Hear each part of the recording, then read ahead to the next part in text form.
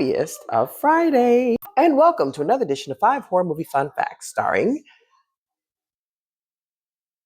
me. Currently holding a dozing child right now, and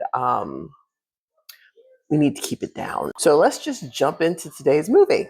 Today's movie, End of Days, 1999, because it was jumping on the whole Y2K craze. Anyway, fun fact number one. So at the time of this film, Arnold Schwarzenegger had been off for a couple of years. His last movie being Batman and Robin, where he played Mr. Freeze. He was off because he had to have a heart surgery. And with him having to have heart surgery, the insurance companies were kind of freaked out. Like none of the studios were really trying to insure him. So it took him a couple of years to even get signed on to any movie.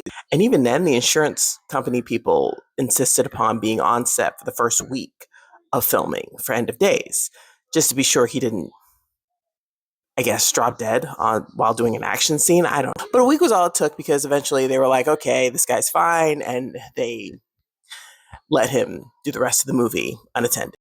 Fun fact number two. My eternal hear me out and possible fae, Udo Kier, is in this movie. He's cast in a lesser kind of secondary role, but originally he was being considered for the role of Satan. The producers eventually decided that that would be weird to have the good guy and the bad guy both with Austrian accents. So yeah, they decided against doing that. Fun fact number three. We need to talk about the actual demon Satan monster at the end of this film, because it's 1999, and while CGI wasn't big or anything, it was still used from time to time in a horror movie or a sci-fi film.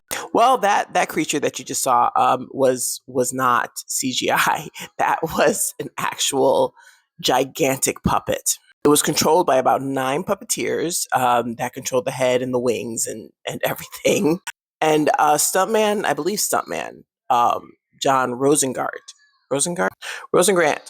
John Rosengrant was actually inside of the suit itself. And this was not anywhere near a pleasant experience. Of the experience, he said, and I quote, "The Satan creature is probably the toughest suit I was ever in, mainly because of the position my body had to be in it to make it work.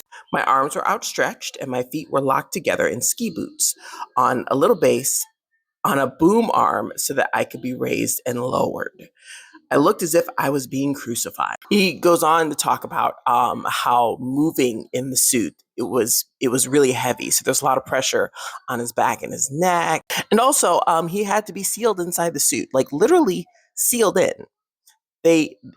There was no way to breathe in the suit, so they had to feed air through a tube.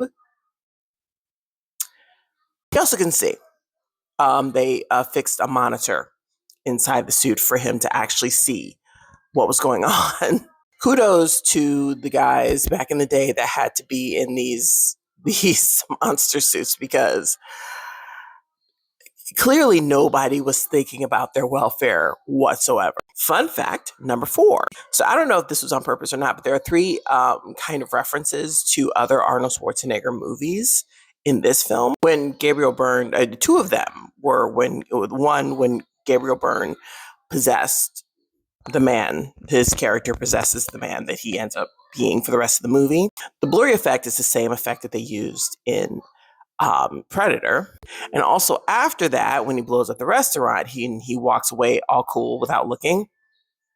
That they were thinking was from Terminator. Probably Terminator 2. A lot of things blow up in the Terminator film. So, and also lastly, when Gabriel Byrne's character takes out Udo Kier's character, by, how do I put this guideline friendly? By directing his fist through his skull, and also doing the same thing to the chest of the subway director in the movie. Apparently, those are call outs to the original Terminator, where the Terminator does that to a punk rocker's chest. And finally, fun fact number 5. And this is a spoiler alert, just for the very end of the movie. If you haven't seen it and you don't want the end spoiled for you, then you should probably skip over this part. So in the end of the movie, our hero unfortunately gets a sword introduced to his organs. Well, there is an alternate ending to the film to where that happens and he's resurrected, and he and Christine, the main character of the film, walk away from the church unscathed. As it turns out, test audiences did not like that ending, and they preferred it when Jericho, Arnold Schwarzenegger's character, perishes at the end of this movie. Interestingly enough, the resurrection scene is actually kept in the novelization of this movie. Yes, somebody wrote a novelization of this film. I guess that's a bonus fun fact. So yeah, that is it for today's 5 horror movie fun facts. Join me again next week when I shall have another. Okay, bye.